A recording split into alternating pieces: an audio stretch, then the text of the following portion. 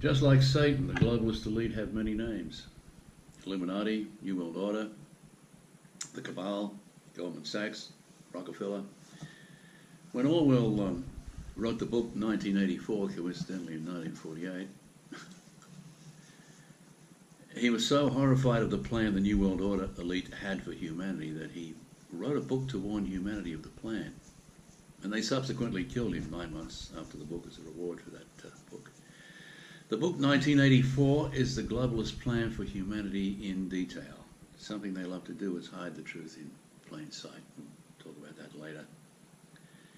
There is a global conspiracy run by a shadow organization that spans across every continent and has for the last 10 decades, consisting of leaders in world government and the private sector.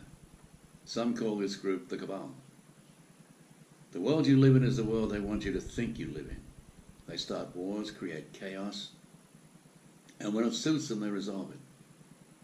The Cabal will move more money in the next quarter than the World Bank will in the next year. Their alliance affects sea change in every aspect of human life. The value and distribution of commodities, money, weapons, water, fuel, the food we eat to live. The information we rely on to tell us who we are. Anyone who investigates this group is immediately positioned as a threat. In the end, the truth will out. Not all of us will live to see that day, but the truth will out. These people are Satanists, totally evil and want to kill God's creation. Here is a short clip too. Good evening, everybody. It may be time to declare war outright against the deep state and clear out the rot in the upper levels of the FBI and the Justice Department. The media is rushing to slander and discredit those of us that are exposing this. I'm here to warn people. You keep telling me to shut up. This isn't a game. There are new concerns that anti-Trump FBI officials formed even a secret society at the FBI to subvert the president after his election. So let's stop there. A secret society, secret meetings offsite of the Justice Department. Correct. Really? Secret societies? You can't make this stuff up. Let me give you one bottom line. As a former government official, government's going to kill this guy. You take on the intelligence community, they have 6 ways from Sunday of getting back at you. It's one giant incestuous circle of corruption. Look, the CIA is a rogue agency. The White House and the president are citing InfoWars. We have to start getting ready for insurrection and civil war because they're really pushing it. What are we going to do if they kill the president and then order their local governments and their local federal branches to come arrest thousands of resistance leaders? If they kill Trump or remove Trump, it will cause a massive civil war in this country. This is extremely high level of it. This is a national emergency. Important instructions will follow.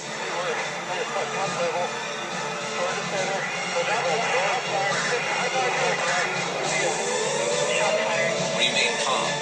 Go indoors immediately and stay indoors. This is an emergency broadcast from Cuba. In compliance with the United Nations, the Department of Homeland Security has declared martial law. City officials have called for military help.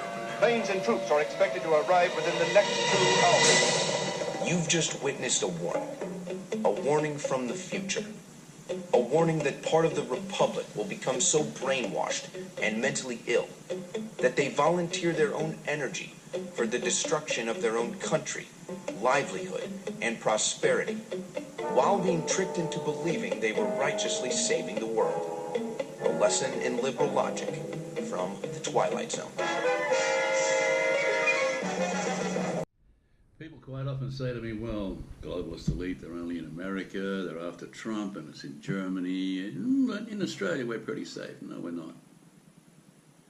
Here's a report from foreign correspondent Blair. It has to be precedent set, so that's kind of where Blair's at here in Australia. I think a lot of people kind of refer to as the Tommy Robinson of Australia, whether or not that's quite accurate, but you kind of see these figures that are being attacked by the state, by the establishment, who are looking to make an example out of people like you, who are kind of making a stand for your people in many ways and your country in many ways. So, and I think you were very active prior to that as well, in politics as well, or kind of just activism in general, and they really thought they could use you as kind of the hard-hitting example, the test case, right? doing stuff beforehand, right? Yes.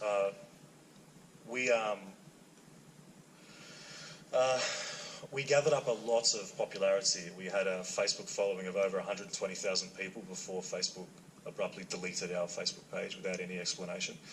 And we had a lot of very big successful rallies, despite the mainstream media consistently calling us neo-Nazis and white supremacists. People were still sceptical enough and fed up enough with the situation in this country to attend our rallies nonetheless. We were just like right-wing or conservative personalities in Europe and America are. We were attacked by masked protesters who call themselves Antifa or anti-fascists and other various far-left tribes. The media never criticised these far-left groups for attacking us. They actually criticised us for hosting the rallies and said that we were causing trouble by hosting a public demonstration and by speaking to the people who chose to attend.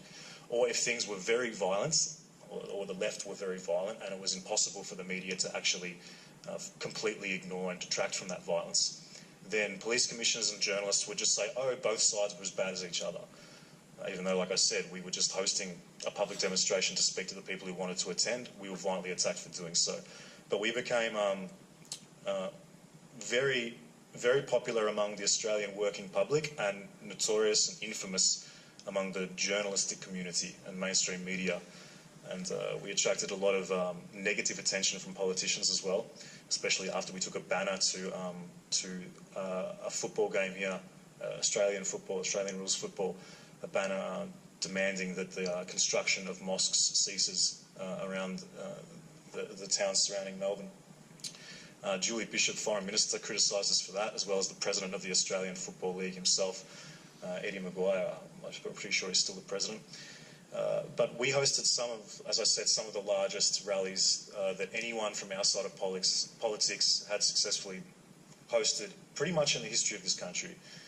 And we done it in spite of all of the slander and the attacks coming from media, from government, from academics, quote-unquote academics in the education department.